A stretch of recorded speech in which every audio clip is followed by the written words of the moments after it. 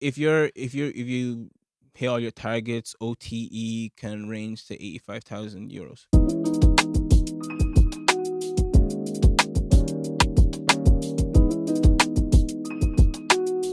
Lincoln, great to be in Dublin. Really happy to connect and just catch up, really. So Yeah. going to fly into it. Like, take us back to what you're studying at university before tech sales. You know, what did you study? Yeah. Did you know what tech sales was at uni, and how did you end up to where you are today? Yeah, so I'll take it back a bit further. When I was in secondary school, my parents always wanted me to be a doctor, right? And then I realized quite late on, I was like, I don't have the brains for that. So, I went on to study biomedical science or biopharmaceutical science in school. Um, I think about my third year in, I was realizing I don't really want to work in a lab the rest of my life. And so then I was just looking for any kind of alternatives. So then I went to like a careers advisor and they told me to get into sales in general. Mhm. So at the time I was thinking of like pharmaceutical sales with like my science background and my science degree. Mm, Um, so in that summer, I literally had seen like an internship at mm. Salesforce, right?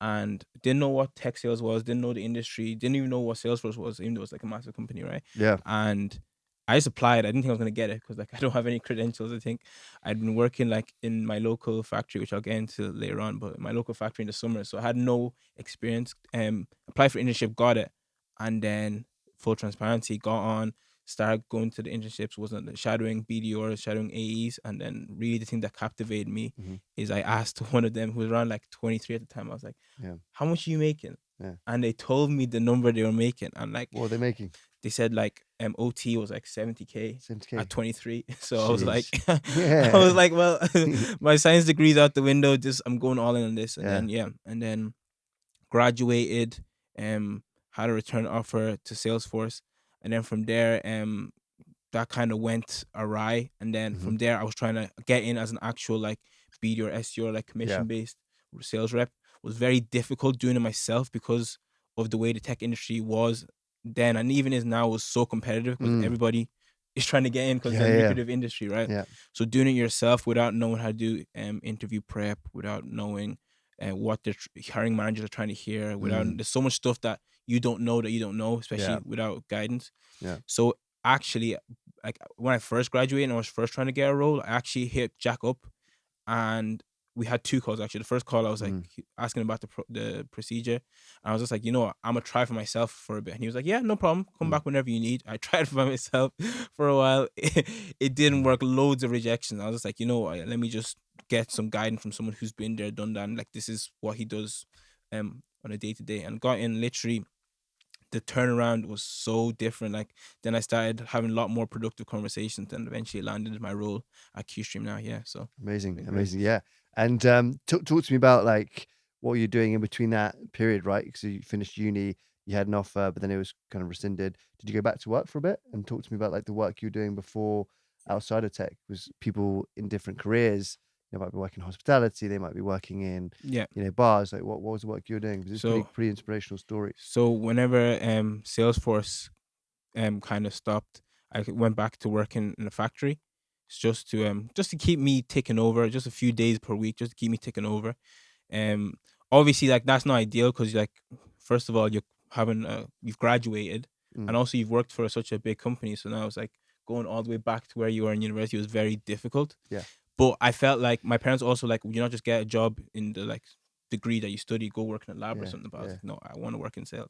Yeah. Like, and nothing else was. I knew this is what I wanted to do. So it's like anything else would have been like a step back, or I would have tried to go work in sales anyway. Yeah. So I was like, I'd rather just do what I'm doing now, and then just get the role that I'm Exactly. looking for in the end. You had So, yeah. that vision to always be Exactly, yes. getting in, and that's so key for anyone watching. Is you've got to believe in yourself. You've got to have that target, that goal. Because if you don't believe it or have that drive, no one else is going to do it for you. Like you need Okay. it in the role, but even to get the role.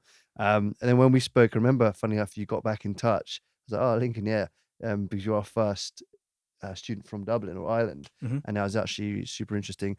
What did you find useful about Entr Tech? Was it more the interview stuff? Was it the sort of the technical methodologies? Like what for you was the main benefit? Yeah, I think it's just everything. Because I think the main thing, especially now, even with my company now, when they're looking to hire people or any company, is like they're trying to get return on investment quick. Yeah. So it's like It's not like back in the day where it was like, oh, they'd give you time to ramp up or like everything. Like pretty much trying to get you to ramp up like 1-2 months. So Yeah. that means people who have no information on the industry are a huge disadvantage. Mm. So that's why Entr Tech helped a lot. Like the course literally immerse you. You're pretty much, by the time you finish it, you're pretty much like able to start the next day. Yeah. The hardest bit is then just getting interviews and doing well in interviews. But in terms Yeah. of actual job, which I saw when I started, everything you're already used to, you know all the CRM systems, you know all the technologies that any company could possibly use. Mm. So yeah, I think it's more just knowing about that stuff. So that way, whenever you're talking on the interviews about technical stuff, they're impressed. They're like, oh, you know about this, you know about that. Mm. Even if, let's say, for example, you might not have used it, the fact that you know about these things, it makes it easier for them to teach you. Yeah. Yeah, yeah. And when we caught up in December, you said there was a really, you obviously you were interviewing lots of other places and you landed on a great company, right? Yeah. So, Great. and you said there's a champion or someone who believed in you during the interview process who, I don't know if she's still at the company, Yeah. but you work alongside her. How was that interview process at, QStream where you are now compared to other companies? Did something just click during the interview, or was it doing a few interviews you got into a bit of a rhythm? Obviously, post Entr Tech, that some of the support might have helped, but what for you was like, yeah, wow, I want to work for this company? Was it the Yeah. earning potential? Was it the salary? Like what was good? Like everything, and I know that's very cliche, but everything, Mm. and that's not they're not paying me to say that, by the way. So Yeah. yeah, it's everything. So literally, the interview process, my AE now, Yeah. so she was like my first interview that I did, my current Mhm. AE that I work with, and literally in the first interview, I was like going into like my usual spiel. Tell me about yourself. I was going into like real like technical, and she was the only person at any interview I've done. I've done like dozens. And by Yeah. the way, if you're watching this, you're gonna have to do a lot of interviews to get to where you want to get to. So Mm. get ready for that. But Mm. she was the first interview to be like, look, just don't do all the technical stuff. Tell me about yourself. Yeah. I just told her about myself. Told her that I studied like my background. I studied, and usually like tech people don't really care about that. Usually they want more of a business degree. Yeah. But I like coincidentally, my company sells to life sciences companies. Mhm. So like they sell to like the biggest life sciences companies in the world. So it's like Interesting. it just clicked. It was literally just like it's almost like Meant to fate. be. Yeah, Yeah. because like these are the companies, let's say for example, that whenever I was doing my degree, I would have planned to work for. Yeah. We are now selling into these companies. So Wow. it's like, okay, so like I knew Yeah. about all these companies, I knew about what they're doing just out of my own Yeah. curiosity. Yeah. So you had like that domain specific knowledge, Yeah. or like you understood that industry. Like we had someone from Entr Tech who worked in restaurants. They were working for a company called like Lightspeed, selling, POS like fintech Yeah. software to restaurants. So I'm saying like anyone listening to this, if you've got experience in finance or law, you go into law tech, or if you studied law, go into law tech. Could be a sales role, but there's so many different dynamics and transferable skills, right, to get in there. 100%. I think transferable skills is what I feel like. Yeah, that's such a good point. I think like in hindsight, what I should have done is like been applying to companies whose ICP was science companies, Yeah. know my background. Health Because tech. that conversation would have went better. But obviously, at the same time, I was just trying to You land want, somewhere. yeah. But it just so happens that like the company I landed on is also Yeah. in my domain. And then Nice.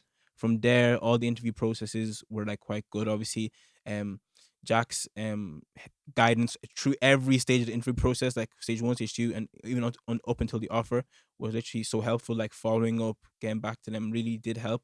And then obviously, as you said, the pay as well. Obviously, because I know I pretty much done interviews with pretty much every tech company in Dublin, so I know where everyone pays. So I was just like, oh, okay, well, very happy. And so the range, if you can give a range, like I guess, Um, with commissions on top, what are you looking yeah. at? So What are the high performers in your company earning? if you hit all your targets, OTE can range to 85,000 euros. Wow, Yeah. that's insane. Like for, I guess, the tech sales role, like an entry level job in 1 year, that's insane, right? You're earning way above the national average, Yeah.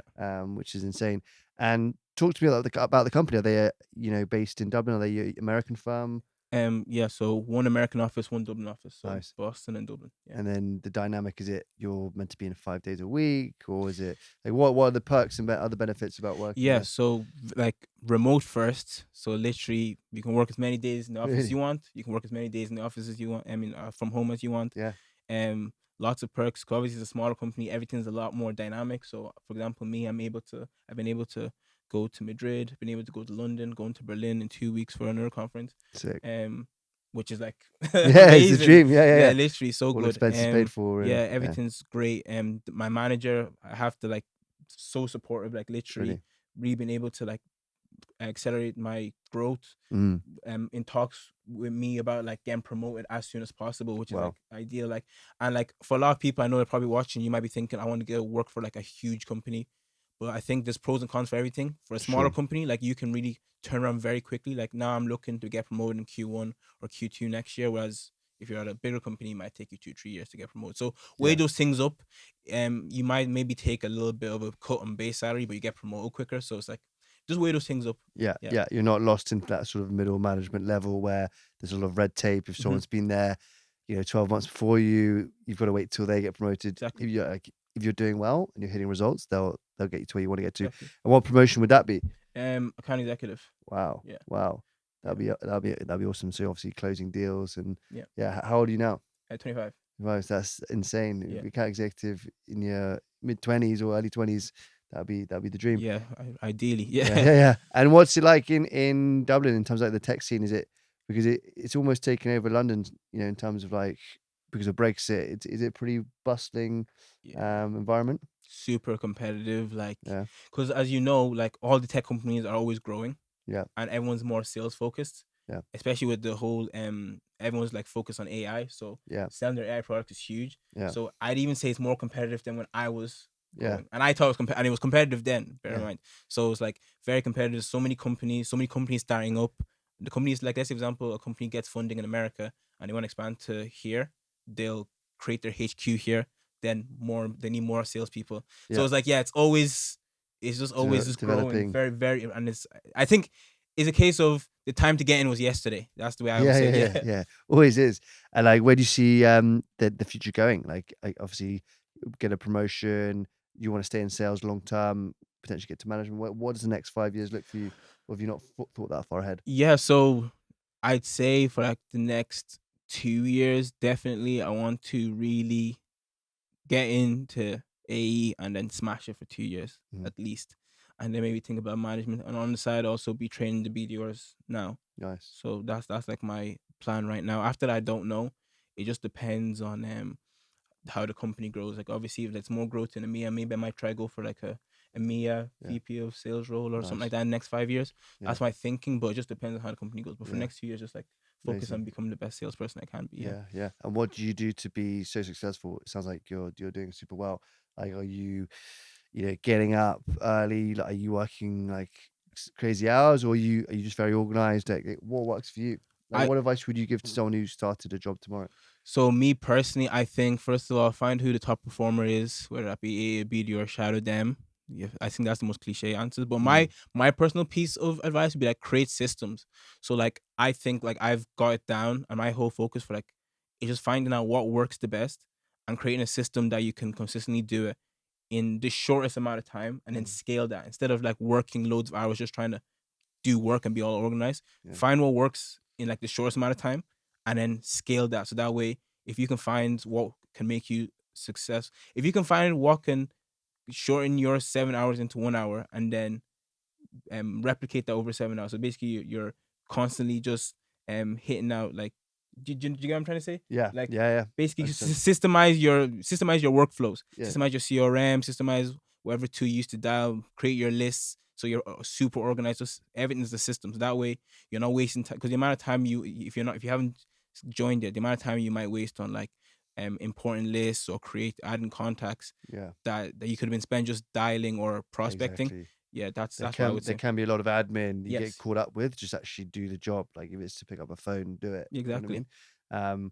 Good stuff. And like, what does your week look like? Do you go in sometimes to the office? Are you more fully remote, or what's your setup? It is pretty fully remote. I Yeah, can't go into the office. I was actually in the office just a few minutes before. I had to go collect something. So yeah, you can pretty much go whenever you yeah, want, yeah, but it's yeah, just yeah. like, 'cause obviously it's like Sometimes the commute, you can spend that time actually you're doing getting something some like, yeah. work. So it's Yeah, like yeah.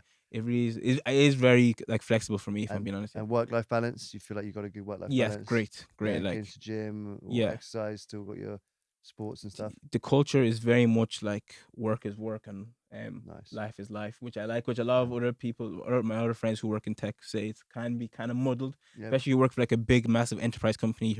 You're pretty much working around Yeah, the yeah. clock, It can be quite micromanaged where you Yeah, got to be exactly, here at the desk at this time, and exactly, then exactly. you can't leave a bit earlier.